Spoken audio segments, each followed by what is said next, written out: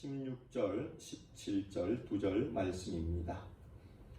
우리 다 같이 한 목소리로 16절, 17절 말씀 읽도록 하겠습니다. 시작. 너희 중 모든 남자는 1년 3차 곧 무교절과 77절과 초막절에 내 하나님 여호와의 택하신 곳에서 여호와께 보이되 공수로 여호와께 보이지 말고 각 사람이 내 하나님 여호와의 주신 복을 따라 그 힘대로 물건을 드릴지니라. 아멘. 기도드리겠습니다. 오늘도 살아있는 하나님의 말씀 앞에 섭니다. 진리의 생명의 말씀 듣는 이 시간 복되게 하여 주시며 그 말씀을 통해 우리가 기억해야 되는 하나님의 은혜가 무엇인지 발견하는 시간 되게 하여 주옵소서. 예수님 이름으로 기도드리옵나이다. 아멘. 이 시간 우리 좌우에 계신 분들과 우리 가족들과 함께 서로 축복하며 인사하기를 원합니다. 사랑하며 축복합니다. 사랑하며 축복합니다. 사랑하며 축복합니다.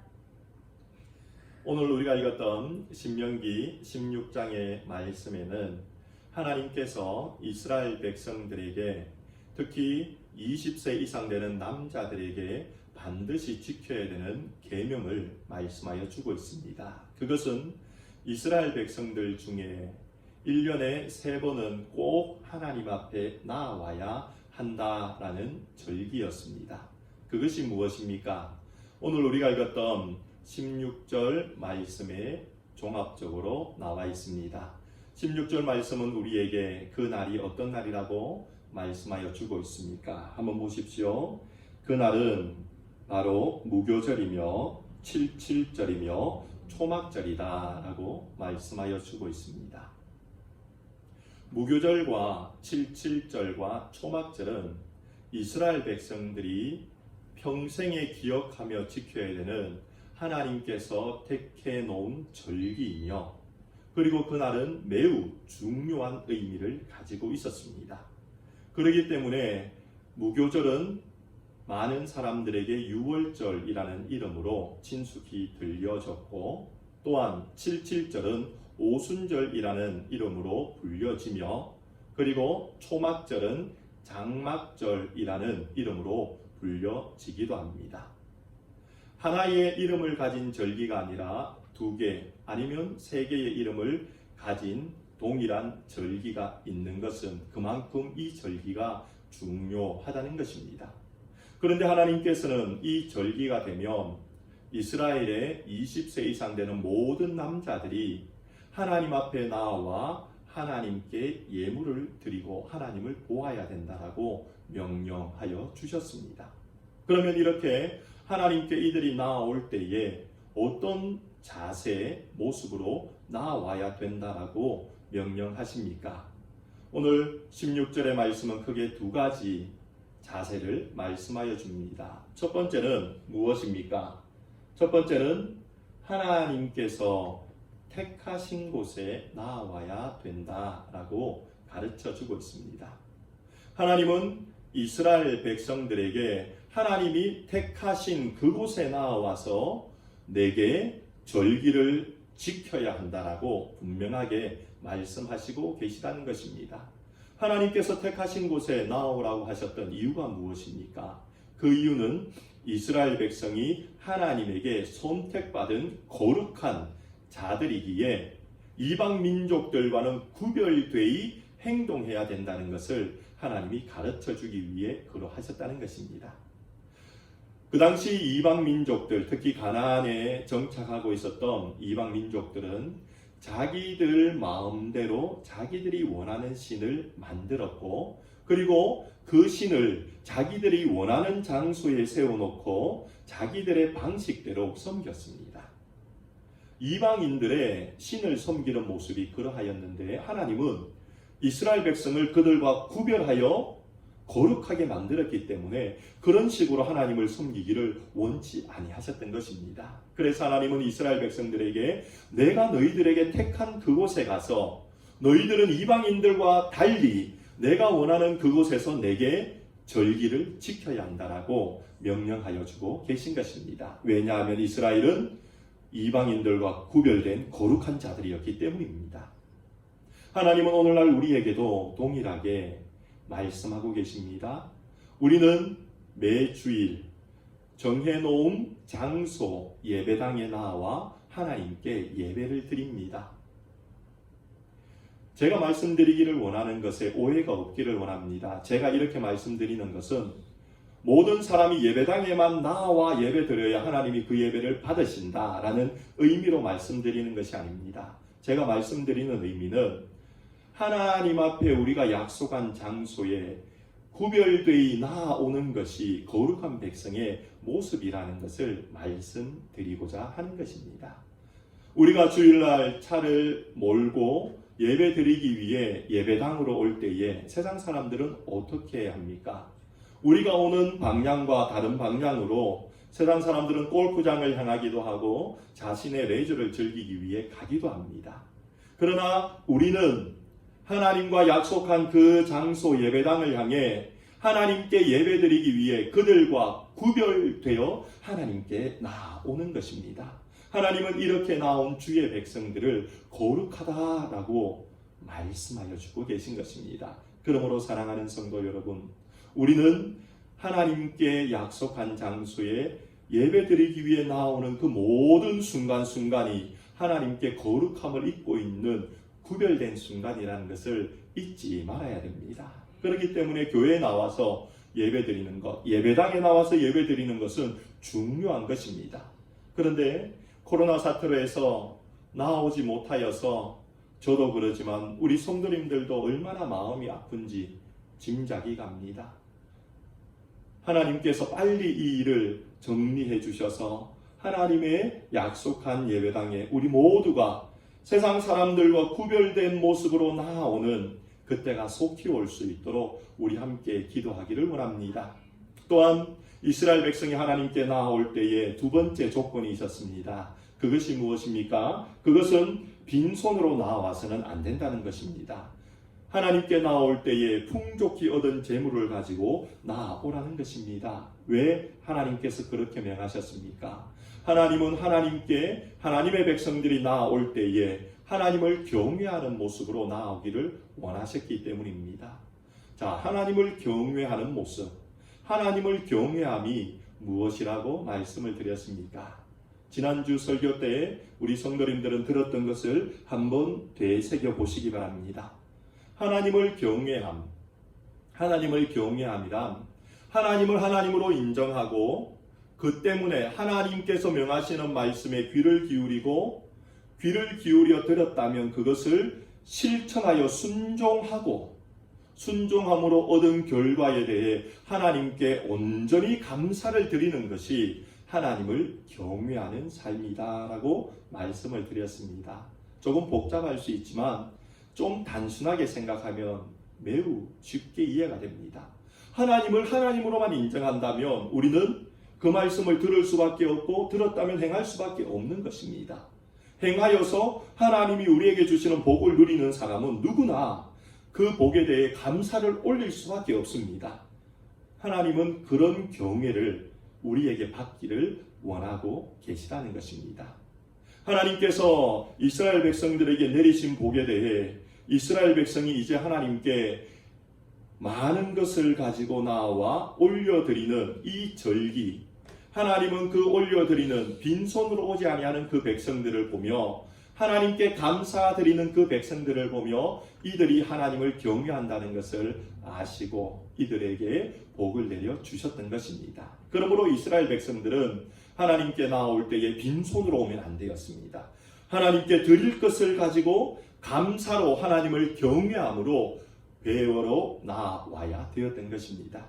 그런데 하나님께서는 이렇게 풍족히 가지고 나온 것을 가지고 하나님 혼자 또 하나님은 이것을 드린 그 사람에게만 복을 주기를 원하고 계신 것이 아니었습니다. 오늘 우리가 읽진 않았지만 신명기 16장 11절에도 그리고 신명기 16장 14절에도 하나님은 이렇게 말씀하고 계십니다. 그들이 하나님께 드렸던 그 절기의 제물을 가지고 하나님은 너와 내 자녀와 노비와 내 성중에 거하는 레위인과 객과 고아와 과부와 함께 그것을 즐겨라 라고 명하고 계신 것입니다.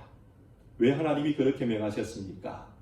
하나님은 하나님께 예물을 가지고 나온 사람의 감사를 받아 그의 경외를 받으시기를 원하셨을 뿐만 아니라 성중에 있는 모든 사람들이 그 음식을 나누어 먹고 그들의 입에서 하나님이 이렇게 하셨습니다. 하나님 감사합니다. 라고 고백하는, 하나님을 경외하는 그들의 고백을 듣기를 원하셨기 때문에 너뿐만 아니라 너의 자손들, 그리고 노비들, 너 성중에 거하는 레위인들, 또한 너 성중에 잠시 찾아온 객들, 그리고 고아들, 과부들까지 다 불러서 나를 경외하게 하여라 라고 명하시며 이것을 가르쳐주고 계시다는 것입니다.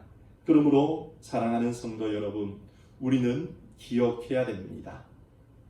교회는 하나님께 예배드리기 위해 모이기도 하지만 교회는 믿음의 백성들이 교제하기 위해 모이기도 하는 곳이라는 사실을 잊지 말아야 된다는 것입니다. 성경에 창세기부터 요한계시록을 쭉 살피며 교회의 기능이 무엇인가에 대해 많은 신학자들이 고민하며 결론을 내린 것이 교회는 5가지 기능이 있다고 했습니다. 첫 번째는 예배입니다. 두 번째는 친교입니다. 세 번째는 교제입니다. 네 번째는 전도와 선교입니다. 다섯 번째는 세상을 향한 봉사입니다. 교회는 이 5가지 역할을 감당할 때에 건강한 교회가 된다는 것입니다. 자, 이 5가지 중에 두 번째가 뭐라고 말씀드렸습니까? 바로 친교입니다. 교회는 친교에 너무 많은 신경을 써도 안 되지만 친교를 소홀히 여겨도 안 됩니다. 왜냐하면 친교를 통해 하나님이 영광을 받으시기 때문입니다. 정말 그럴까요? 예. 사도행전 2장 46절에 초대교회를 보면 우리가 그것을 잘 알게 됩니다. 초대교회의 모습에 대해 성경이 무엇이라고 기록하여 주고 있습니까? 이렇게 기록합니다. 날마다 마음을 같이하여 성전에 모이기를 힘쓰고 집에서 떡을 떼며 기쁨과 순전한 마음으로 음식을 먹고 라고 기록합니다. 한번 보십시오. 교회라면 예배만 드려야 되는데, 교회라면 경건한 마음만 있고 경건한 모습만 있어야 되는데 라고 생각하는데, 초대교회의 모습은 예배를 드렸습니다. 성전에 모여서 함께 예배를 드립니다. 힘써 예배를 드렸습니다. 그리고 난 다음에 집으로 돌아가서 이 각자 돌아간 게 아닙니다. 같이 3, 3, 5 돌아가는 겁니다. 떡을 뗍니다. 기쁨을 나눕니다. 순진한 마음으로 음식을 먹습니다. 친교의 순서도 있었다는 것입니다. 그런데 이 친교 후에 어떤 일이 벌어졌는지 아십니까? 46절에 연이어 나오는 47절의 말씀을 보십시오. 이렇게 가르쳐 줍니다. 그 친교를 통하여 하나님을 찬미하며 온 백성에게 칭송을 받았다라고 기록합니다. 친교를 통해 하나님을 찬미하였다라고 기록합니다. 하나님이 절기를 통해 이스라엘 백성에게 원했던 모습이 이 모습입니다. 하나님을 향하여 감사의 마음으로 많은 예물을 가지고 나와 드린 그들만 하나님께 감사하여 하나님을 경외한 것이 아니라 그들 주변에 있는 모든 마을의 사람들이 함께 모여 그것을 먹고 나눔을 통해 하나님께 감사를 올렸듯이 교회는 함께 모여 예배할 뿐만 아니라 함께 교제함을 통하여서 하나님을 칭송하는 일, 하나님을 영화롭게 하는 일을 해야 되는 곳이라는 것을 우리는 기억해야 되는 것입니다. 그러므로 사랑하는 성도 여러분, 우리 모두가 이 일을 위해 하나님 앞에 빈손으로 나오는 자가 아니라 더 많은 것을 가지고 나올 수 있도록 하나님 은혜를 주시도록 하나님께 구하시기 바랍니다.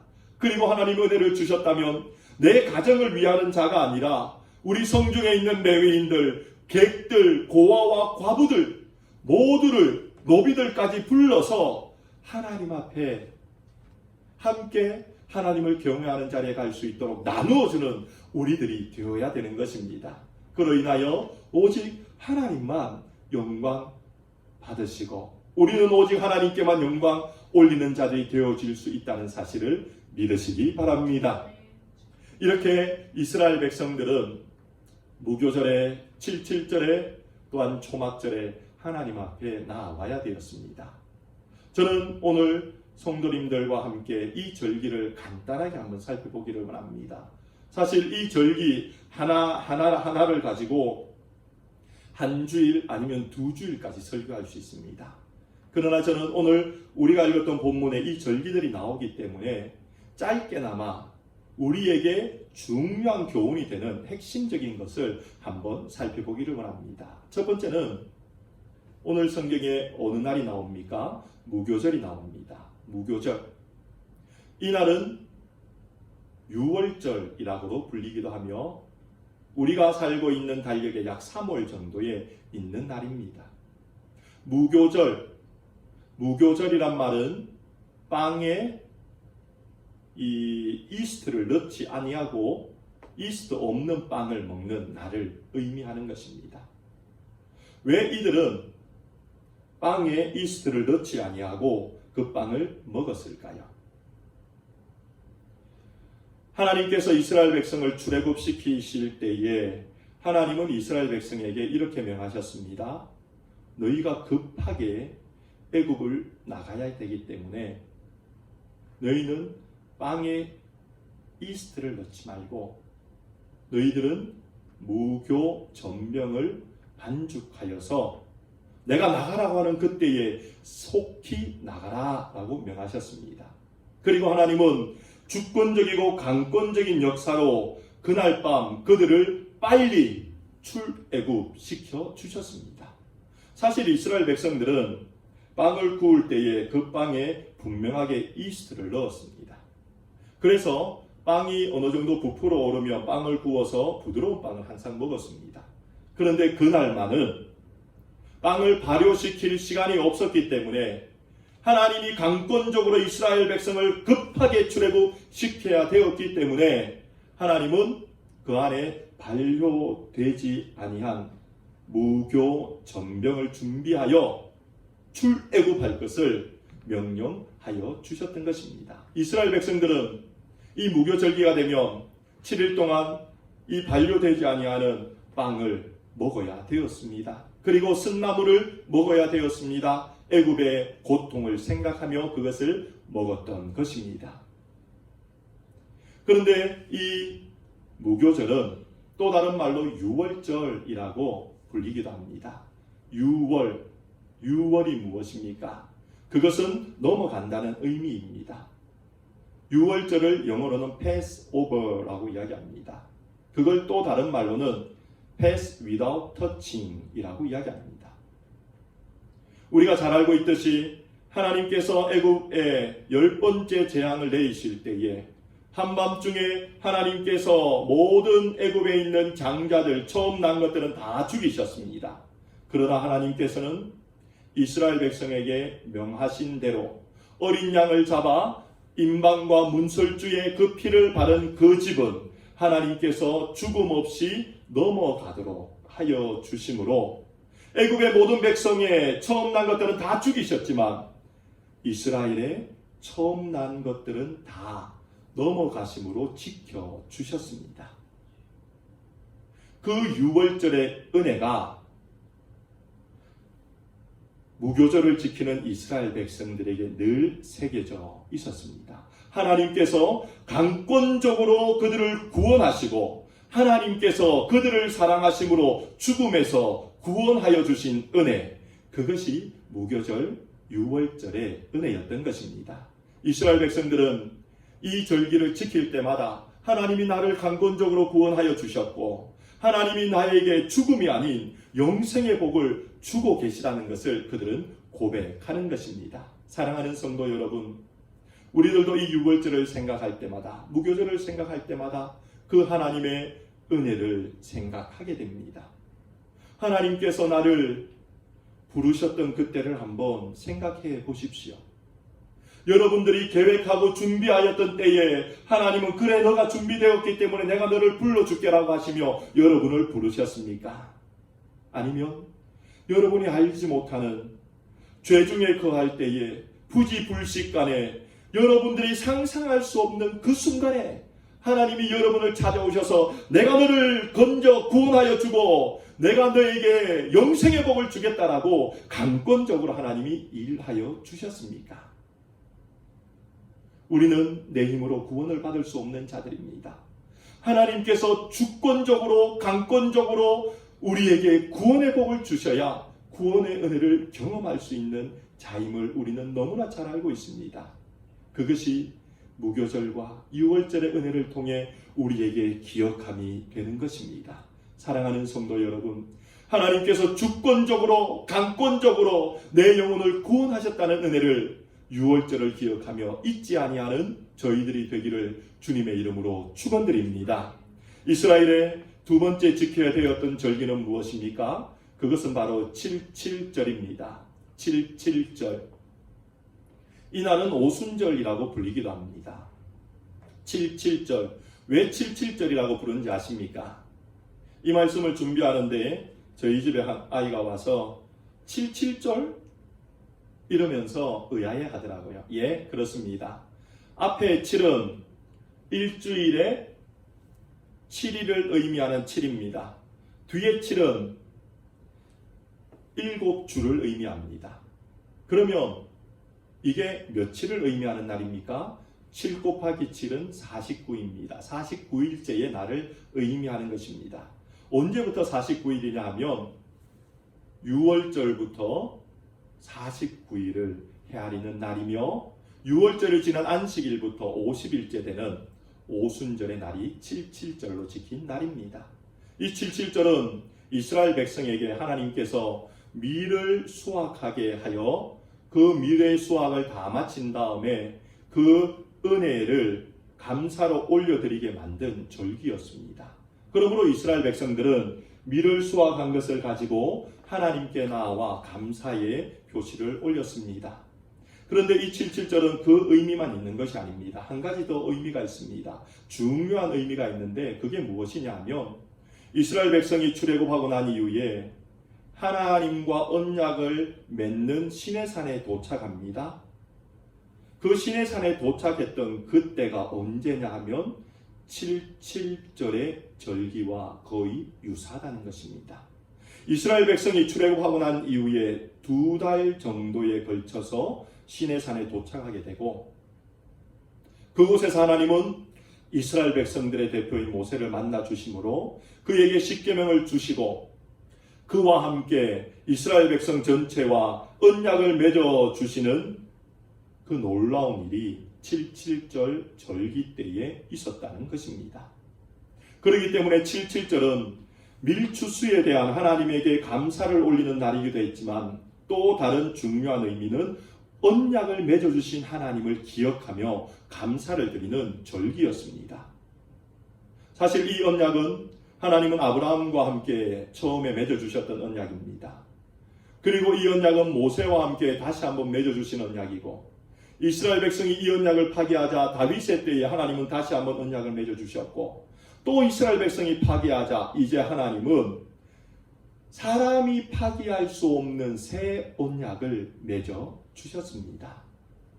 그 새 언약이 오늘 하나님은 지금 우리와 맺어주고 계신 언약인 것입니다. 그러므로 우리는 77절이 이스라엘 백성에게만 중요한 것이 아니라 우리에게도 중요한 절기임을 잊지 말아야 됩니다. 왜냐하면 하나님이 나와 언약을 맺어주신 날이기 때문입니다. 그러면 하나님은 어떤 새 언약을 우리와 맺어주셨습니까? 우리가 너무나 잘 아는 말씀입니다. 예레미야 31장 31절에 하나님께서는 예레미야의 입술을 통해 이렇게 말씀하십니다. 내가 이스라엘 집과 유다 집에 새 언약을 세우리라. 왜냐하면 아브라함과 세웠던 언약도 파기되었고 모세와 세웠던 언약도 인간이 파기하였고 다윗과 세웠던 언약도 인간이 파기하였기 때문에 하나님은 이제는 인간이 파기할 수 없는 하나님의 주권하에 주어지는 언약을 이스라엘 백성들, 하나님의 백성들에게 주고 계신 것입니다. 자, 그러면 그 언약이 무엇인지 한번 봅시다. 예레미야 31장 33절 34절에 그 언약에 대해서 이렇게 말씀하고 계십니다. 내가 나의 법을 그들의 속에 두며 그 마음에 기록하여 나는 그들의 하나님이 되고 그들은 내 백성이 될 것이라. 내가 그들의 죄악을 사하고 다시는 그 죄를 기억지 아니하리라. 하나님께서 이야기를 해서 언약을 세우니 잊어먹었습니다. 그래서 언약을 파기하는 인생을 보았습니다. 하나님께서 잊어먹지 않도록 돌에 써주었는데 이스라엘 백성은 그 돌을 보기를 싫어했습니다. 언약을 파기하였습니다. 그러자 하나님은 이제 말씀하십니다.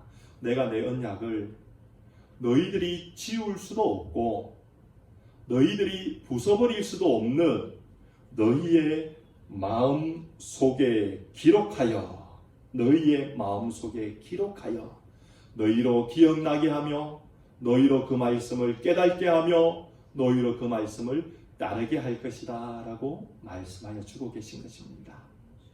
또한 하나님은 이스라엘 백성에게 두 번째 어떤 언약을 말씀합니까? 내가 너희들의 죄악을 사하고 다시는 그 죄를 기억지 아니하겠다라고 말씀하십니다.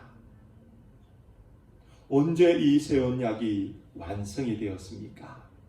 이 새 언약은 예수님께서 십자가에 돌아가시고 난 이후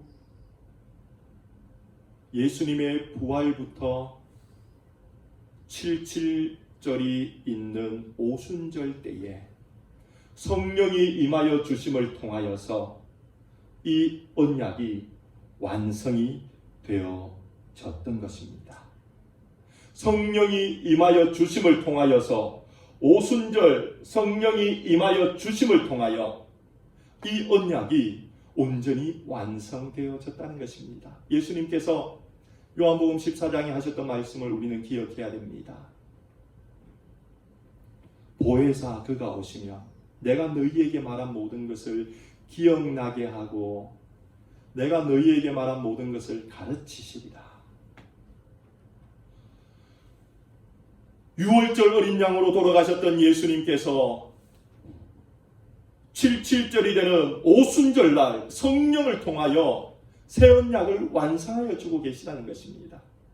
또한 성령을 받았던 예수님의 제자들이 그때부터 나가서 전했던 메시지를 기억해 보십시오. 무엇입니까? 회개하라 라는 메시지였습니다. 왜냐하면 성령을 받으니 이제 그 심령들 속에 죄악이 사하여졌고 죄가 기억되지 아니하는 자유함을 누렸기 때문에 그들은 죄로 인해 고통 중에 있는 이들을 향해 나아가 회개하라라고 외칠 수 있었던 것입니다. 성령 하나님께서 그들 심령의 모든 죄를 불태워버리셨고 기억나지 않게 해주셨기 때문입니다. 성령을 통하여 새 언약이 체결되었기 때문에 그 은혜를 그들은 누릴 수 있었습니다. 사랑하는 성도 여러분, 이 성령님이 지금 어디 계십니까? 우리에게 말씀을 기억나게 하시고 깨닫게 하시고 나와 함께 동행하시며 내 안의 죄를 용서해 주시고 기억나지 않게 해주시는 성령 하나님이 어디에 계십니까? 누구와 언약을 맺고 계십니까?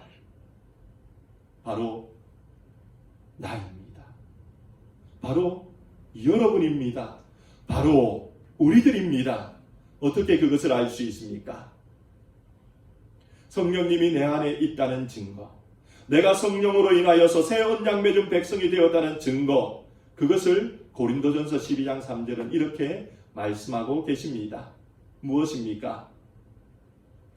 성령으로 아니하고는 누구든지 예수를 주시라 할 수 없느니라. 내 안에 성령이 계신지 계시지 아니한지 시험할 수 있는 방법은 내가 예수님을 내 인생의 주인입니다 라고 고백했는지 아닌지 확인하면 되는 것입니다.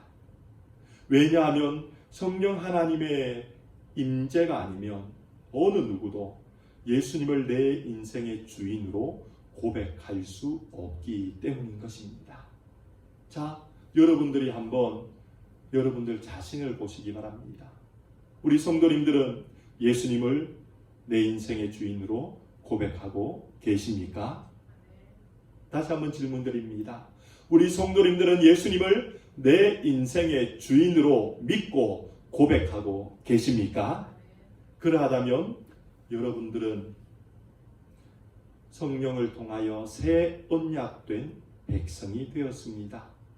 그러므로 우리는 77절을 기억할 때마다, 오순절을 기억할 때마다 내 모든 죄가 용서함을 받았고 그 죄를 하나님이 기억지도 아니하시고 또한 성령 하나님이 내 안에서 말씀을 날마다 기억나게 하시는 복을 내가 누리고 있다는 것을 기억하며 고백하며 감사하는 자들이 되어야 될 것입니다. 또한 하나님께서는 세 번째 어떤 절기를 지키라라고 하셨습니까? 세 번째 지켜야 되는 절기는 초막절입니다. 초막이 무엇입니까? 초막은 텐트입니다. 텐트.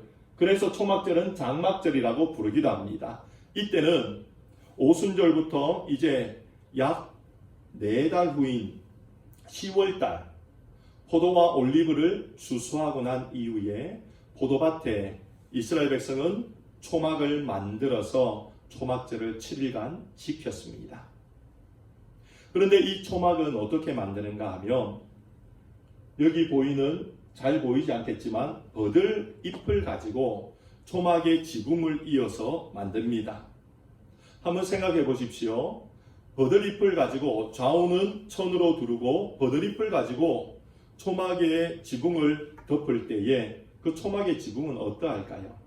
예, 우리 성도님들께서 상상하듯이 구멍이 듬성듬성 나 있을 것입니다. 이스라엘 백성들은 광야에서 온전히 덮을 것이 없었기 때문에 그렇게 초막을 짓고 살았습니다. 그리고 그 초막은 이스라엘 백성들에게 낮에는 뜨거운 태양으로부터 그들을 보호해주는 역할을 하였고 밤에는 살을 애는 추위로부터 그들을 보호하는 역할을 했습니다. 그렇기 때문에 이 초막은 이스라엘 백성들에게 어떤 의미가 있는가 하면 보호의 의미를 가지고 있습니다. 하나님께서 이스라엘 백성을 보호한다는 의미가 초막 안에는 들어가 있었다는 것입니다. 그런데 이 초막을 말씀드렸듯이 이 버들가지로 이었기 때문에 하늘이 듬성듬성 보였습니다. 이스라엘 백성들이 낮에 그 초막 안에 들어가서 누워서 천장을 쳐다본다고 상상해 보십시오. 천장에 무엇이 보일까요?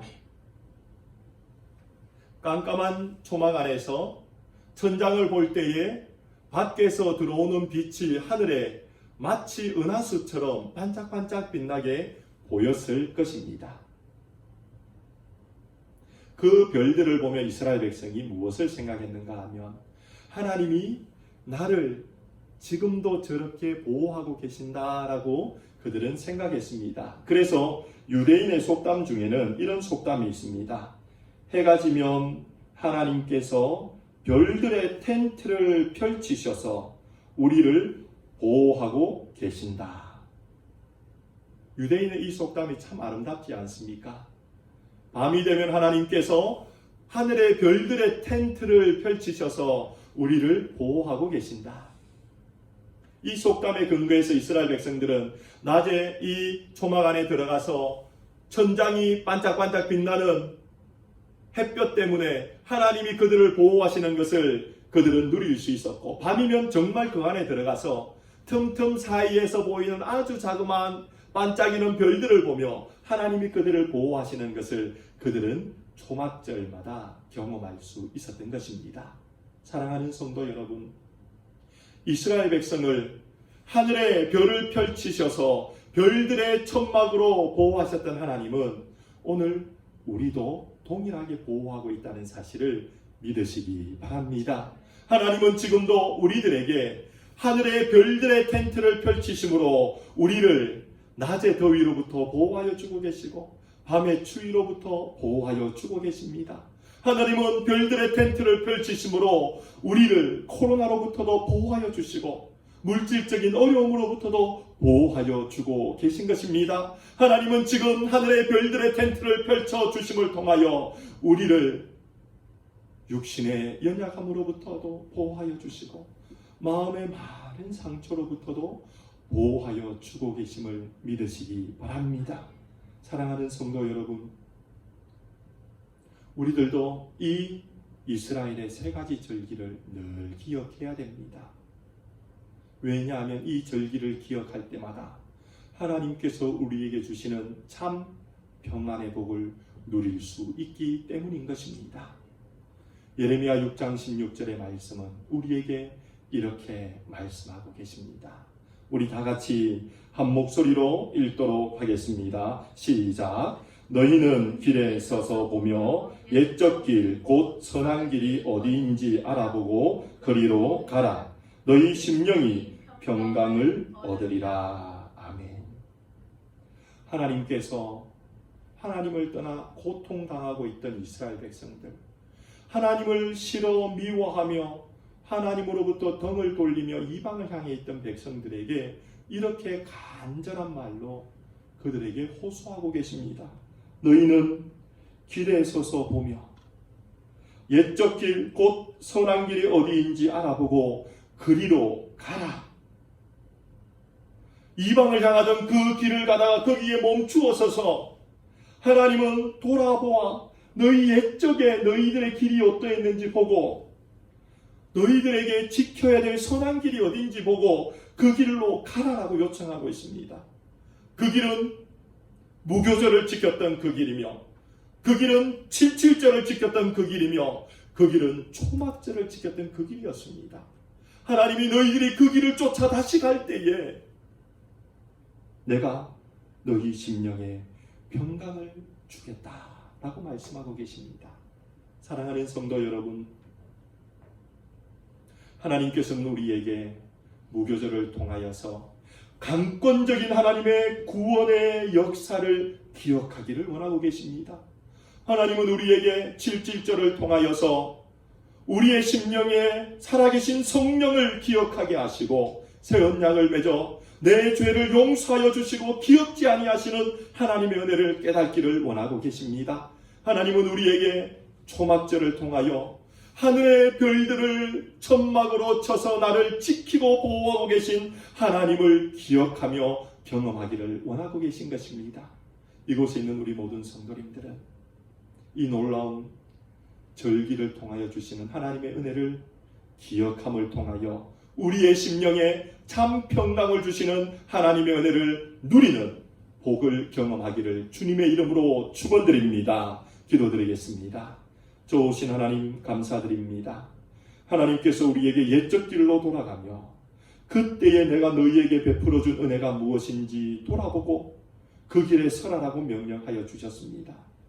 저희들에게 강권적인 주권적인 역사로 우리를 구원하신 하나님의 은혜를 늘 기억하는 삶을 살게 하여 주시고 또한 하나님께서 우리에게 성령을 주심으로 하나님의 말씀을 기억나게 하실 뿐만 아니라 죄 용서함을 받고 우리의 죄를 기억지 아니하시는 좋으신 하나님을 경험하는 저희들 되게 하여 주시고 또한 이 코로나 위기 때에 하늘의 별의 텐트를 치심으로 우리를 보호하시는 좋으신 하나님을 경험하는 저희들, 잊지 아니하는 저희들 되어 하나님이 주시는 평강을 누리게 하여 주옵소서. 예수님 이름으로 기도드리옵나이다. 아멘.